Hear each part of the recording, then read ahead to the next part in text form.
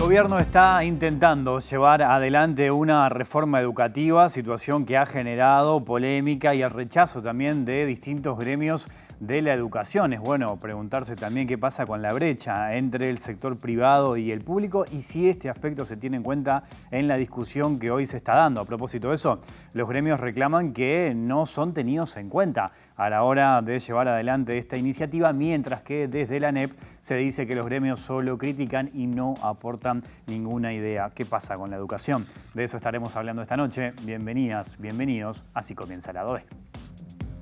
Educación, señores, agua para el sediento, de más valor que el oro, más clara que la luz.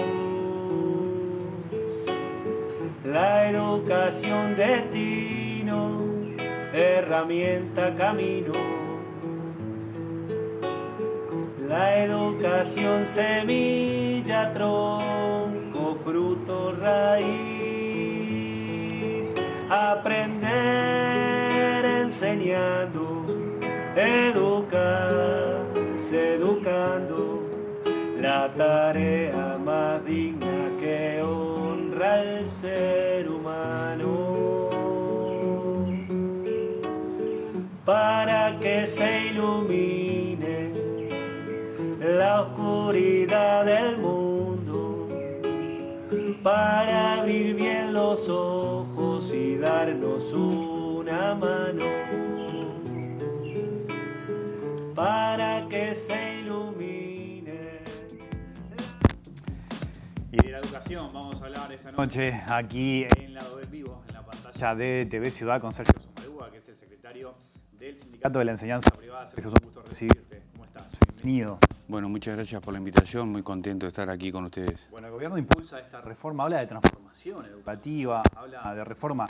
En ese sentido, ¿qué visión tenés de esta iniciativa que está llevando adelante, de lo que se conoció, por ejemplo, en el marco curricular de la ANEP? Bueno, me gustaría iniciar con una reflexión preliminar. La educación es un bien público y un derecho humano fundamental. Y esto da cuenta de una caracterización ética, conceptual y política de la educación que es menester tenerla en cuenta cuando discutimos cualquier aspecto que tenga que ver con una reformulación, un replanteamiento, puesto que esta universalidad, esta condición igualitaria de la educación, esta aspiración igualitaria de la educación, tiene que ser la premisa desde la cual discutir cualquier tipo de cambio o de reforma. Más tomando en cuenta que la educación, en la historia larga de la humanidad, pero también en la historia corta de nuestra vida institucional como país, no nace como un derecho, sino que nace como un privilegio de las minorías poderosas que, a través de la educación, conservan y reproducen su poder, su status quo. Entonces, de alguna manera, que hoy estemos hablando de la educación como un bien público, como un derecho humano fundamental, habla de una revolución civilizatoria que, sin desmedro de tensiones y contradicciones que tiene el concepto de educación a través del tiempo, sobre todo a través de los cambios de los modos de producción, no deja de ser un elemento central. Dicho esto, yo creo que el debatir públicamente sobre la situación, el estado de situación, la naturaleza, los fines, las funciones, el proyecto de la educación siempre es relevante, por esto mismo que acabo de decir, porque tiene que ver con un derecho humano fundamental. En estas circunstancias particulares, lo que advierto como primer elemento reflexivo, crítico, es que hay una disociación muy importante, un desfasaje muy relevante, entre la promoción política, el marketing político de esta reforma y la sustancia de la reforma. ¿De qué hablamos cuando hablamos de una reforma educativa? ¿Cuáles son los elementos concretos que le dan configuración, forma y contenido a esos cambios? Hasta el momento, más de 2 años transcurrido la asunción del gobierno, que hizo campaña y mucha, tomando a la educación como un botín de guerra electoral, hablando hasta el cansancio de la crisis de la educación pública, preparando la cancha de alguna manera para la implementación de la reforma educativa. Lo único que tenemos es los lineamientos del plan educativo presentados en el 2020 y el marco curricular nacional. Hace pocas semanas se dio a conocer a través de la prensa lo que sería el documento del plan educativo de la educación básica integrada, que aún no ha sido aprobado. Se dio a conocer primero por la prensa que por los organismos que la propia ley establece, ¿no? Como en el artículo 70, las asambleas técnico-docentes, que son un organismo consultivo necesario para la aprobación, antes de la aprobación de estos elementos, digamos. Y estamos ya en octubre, se prevé que recién para noviembre se van a convocar las asambleas técnico-docentes. No están los planes, no están los programas, no está el reglamento de evaluación y pasajes de grado. O sea, la dimensión técnica específica de la reforma educativa no se conoce. No la conocen los más de 60.000 docentes que hay en el país, ni la conocen las familias de los más de 600.000 estudiantes que hay en el conjunto de la enseñanza primaria, educación media y educación, el bachillerato. No conocen de qué se trata técnicamente la reforma y en marzo del año que viene empieza un nuevo año lectivo, sin tener en cuenta estos elementos que estoy mencionando, que son la sustancia misma de la reforma educativa. Entonces, lo primero que tenemos que señalar es ese desfasaje, y al mismo tiempo que hablamos de ese desfasaje tenemos que mencionar la imprevisibilidad y la impremeditación de estos cambios. Entonces, cuando hay tanta aceleración en estos procesos, parece que bueno, además de una vocación media mesiánica, hay una pretensión de desconocer la necesidad de los procesos profundos para que haya cambios educativos genuinos y duraderos. Una reforma que se coloca apresuradamente es una reforma que dura poco. A propósito de eso, Sergio, del marco curricular, ¿no? Se desprenden algunas cosas. Por ejemplo, en un momento se apunta en el texto a que el abandono de los estudiantes en cierta medida tiene que ver con lo que hacen los docentes en el aula. ¿Qué pensás sobre ese punto? Bueno, yo creo que el marco curricular tiene aspectos que son razonablemente compartibles. Por ejemplo, la preocupación por los aprendizajes, la preocupación por las condiciones de trabajo de los docentes. Hay otros elementos que son aspiracionales, que podemos coincidir, pero que no tienen mucho contenido con el cual poder polemizar.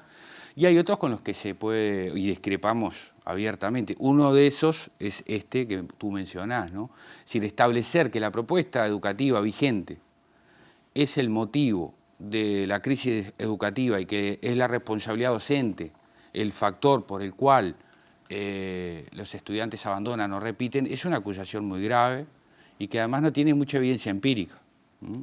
Por ejemplo, del 2015 en adelante, los niveles de aprobación, de promoción, vienen en ascensos sistemáticamente año tras año. Según la monitor educativo, monitor licial del 2021, el 82% de los estudiantes aprobó el ciclo básico, el 59% aprobó el bachillerato y la promoción de los estudiantes que están entre cuarto, quinto y sexto es superior al 70%.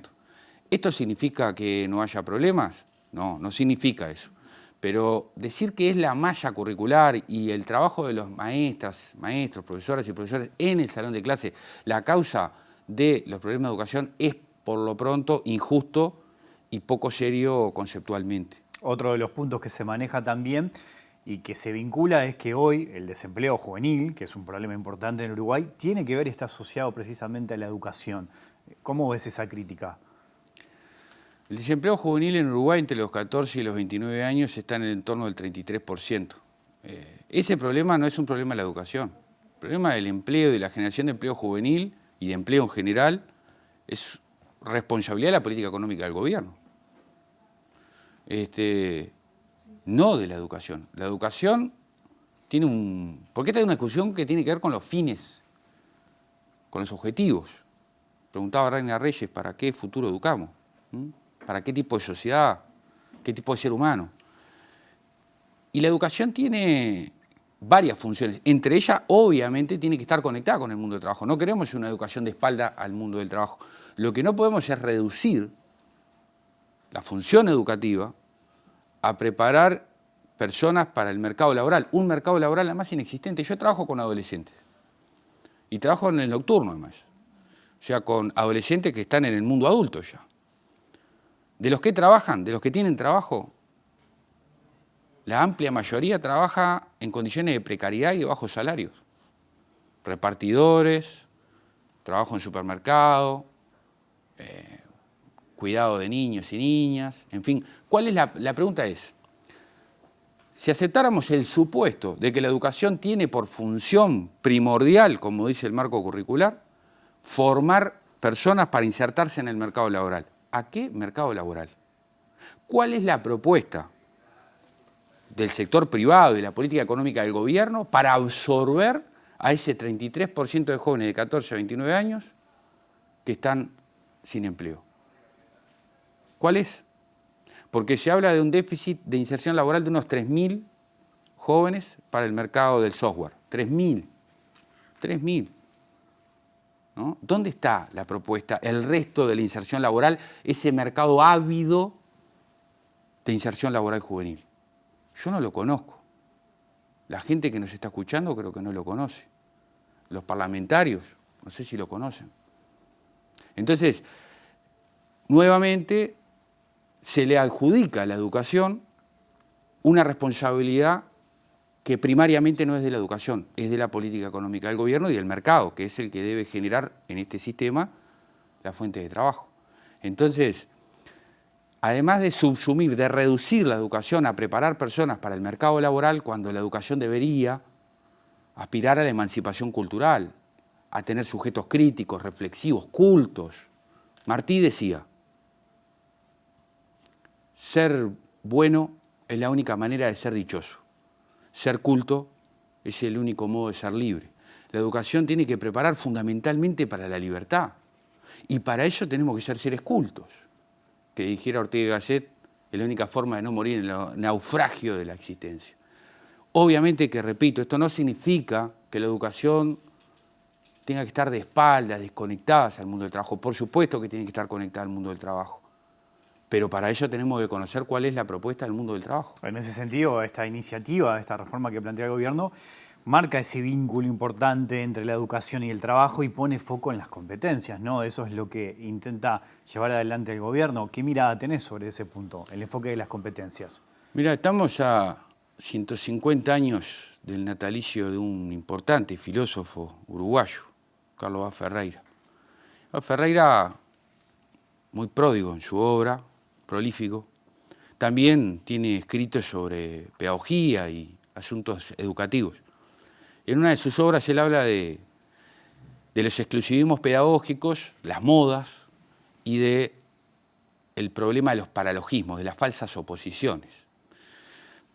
El tema con las competencias, ahí el marco curricular habla del desarrollo de 10 competencias, tiene que ver con instalarlo en ese sistema de pensamiento, ¿no? El exclusivismo, el hablar de competencias y poner en las competencias el secreto del éxito pedagógico, desechando o tirando por la borda o menoscabando o minusvalidando todo el amplio y rico conjunto de tradiciones pedagógicas que tiene el Uruguay desde 1877, por dar la referencia de la creación de la Ley de Educación de Varela en adelante.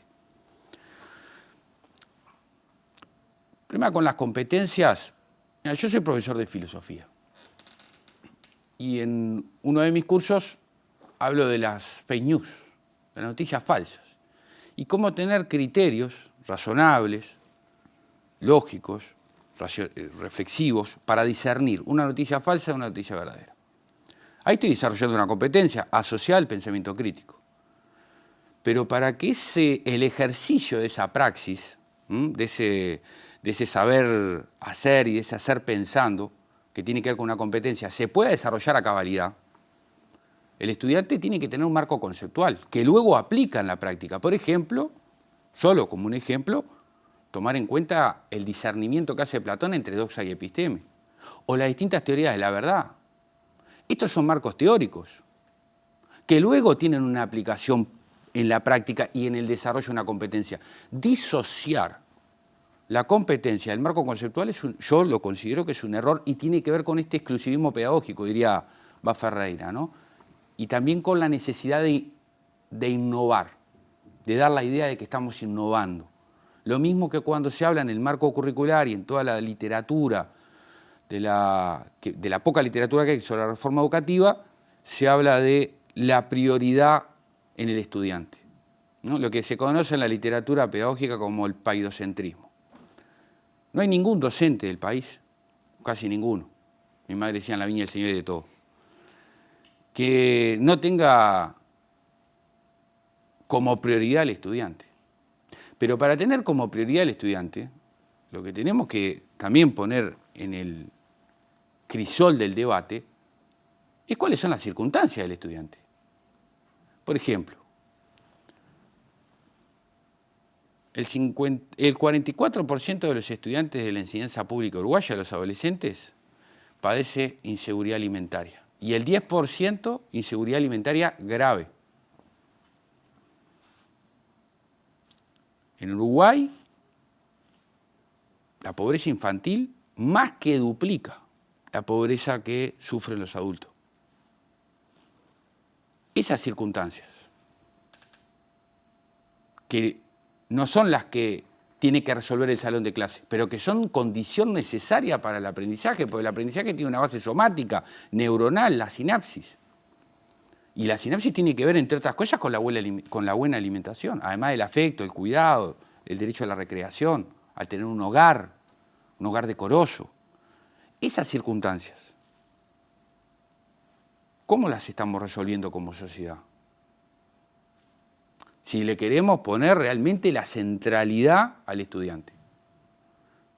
Entonces, son aspectos que uno dice, bueno, si queremos realmente pensar en una transformación profunda de la educación, tenemos que pensar en qué condiciones llegan los estudiantes al aula. Voy a poner un ejemplo. Suponete que sos médico.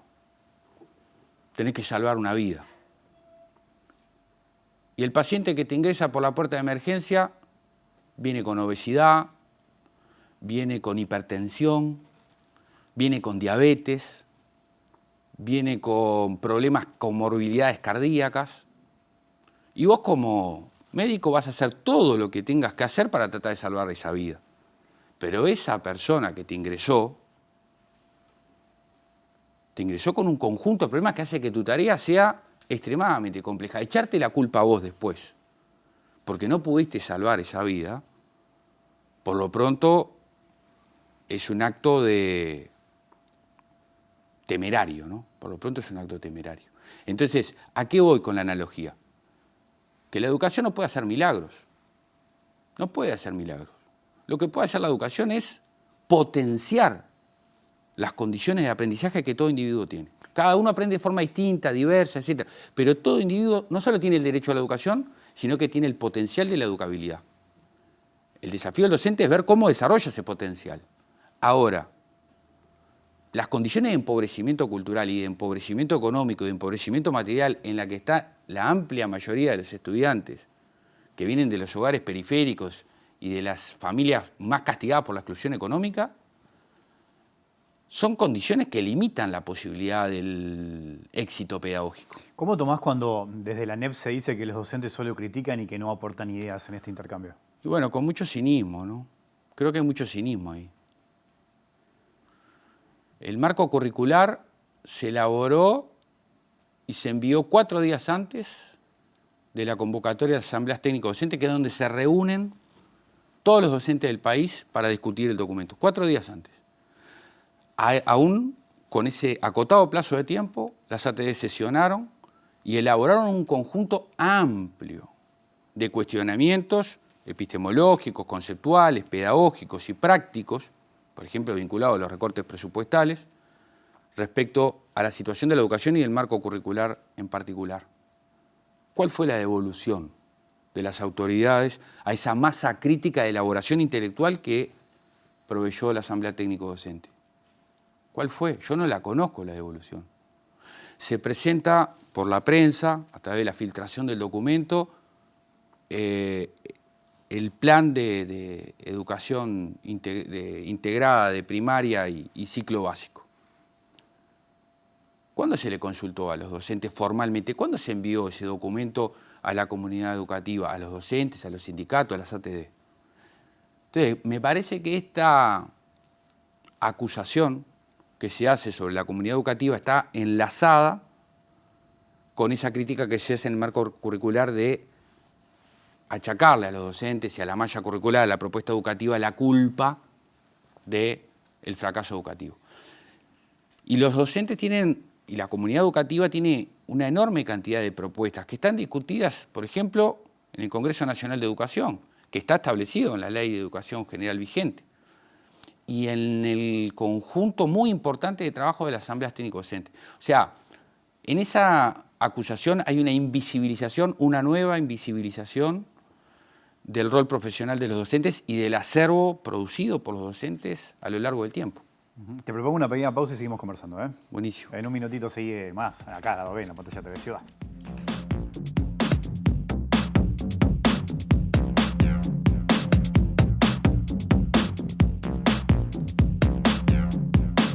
Seguimos en vivo aquí en Lado B, en la pantalla de TV Ciudad, conversando con Sergio Somarúa sobre educación. Siempre está sobre la mesa, ¿no? No sé si llamarlo un debate, pero sí esa discusión entre el sector público y el privado.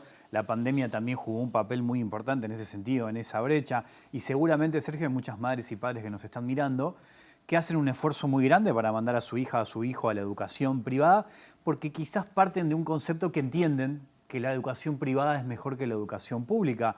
¿Qué reflexión tenés sobre ese tema? Bueno, con mucha cautela, porque las familias tienen ese imaginario.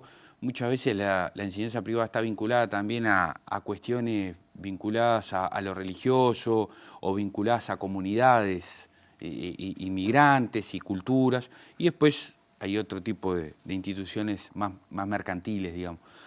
Pero Uruguay tiene un problema profundo que no estamos analizando y que no está en la discusión de la reforma educativa del gobierno, que es la segregación educativa. Y este es un problema que transversaliza la enseñanza pública y la privada. La segregación educativa, dicho en lenguaje llano, es escuela de pobres para pobres y escuelas de sectores de medios ingresos para medianos ingresos y instituciones de altos ingresos para hogares de altos ingresos. Y este problema de segregación educativa está relevado inclusive por las pruebas PISA. Nosotros en las pruebas PISA, Uruguay está 20 puntos por encima del promedio de América Latina, y en lectura, por ejemplo, mirá este dato, en lectura los estudiantes del quintil 5, del de más altos ingresos, están en el promedio de los países de la OCDE, pero en el quintil 1 estamos por debajo del promedio de los países de la región. La brecha de repetición en primaria, según los datos del 2021, aumentó un 50% entre los niños y niñas que provienen de los hogares de más altos ingresos y los niños y niñas que provienen de los hogares de más bajos ingresos. Entonces, más que el problema de la diferencia entre lo público y lo privado, el problema que tenemos es una bomba de tiempo con una mecha corta, es que las desigualdades de origen, producto de una estructura social y económica que expulsa a las grandes mayorías, mientras el 1% sigue concentrando ingresos, es que esta segregación educativa tiende a reproducir y a profundizar los problemas de origen. Y esto lo estamos viendo también, te doy otro dato más para completar la idea, con los egresos de bachillerato. Del quintil más rico, o sea, del sector más rico de la sociedad, el 82, más del 8 de cada 10 estudiantes terminan el bachillerato. De los más pobres, del quintil más pobre, solo el 18%. Menos de 2 de cada 10 termina el bachillerato. Entonces, este problema de la segregación educativa es un problema estratégico del que la reforma educativa del gobierno no menciona una sola línea. ¿Y cómo se cambia eso entonces? Bueno, yo creo que pensar en una hoja de ruta para una transformación educativa genuina y profunda tiene varias dimensiones. Varias dimensiones. Dimensiones en materia de inversión, dimensiones en materia de formación docente, dimensión relacionada a lo didáctico-pedagógico, por supuesto que hay que revolucionar en esa materia, estrategias múltiples para desarrollar aprendizajes que los chiquilines desarrollan de forma diversa, pero insisto en el ejemplo que te ponía anteriormente, cómo llega el paciente, y en este caso cómo llega el educando, cómo llega el estudiante, cómo llega el sujeto de derecho al salón de clase. En una sociedad que empobrece, que excluye, que expropia derechos a la infancia, es muy difícil que la educación pueda hacer el milagro que la sociedad espera que haga. Sergio, te agradezco mucho tu tiempo y tu visita esta noche aquí al lado de. Gracias a ustedes. Nos vamos, ya se viene autorreportaje, luego la letra chica y a las 10 de la noche línea de 3. Volvemos mañana en vivo a las 20 horas. Que pasen bien, chau.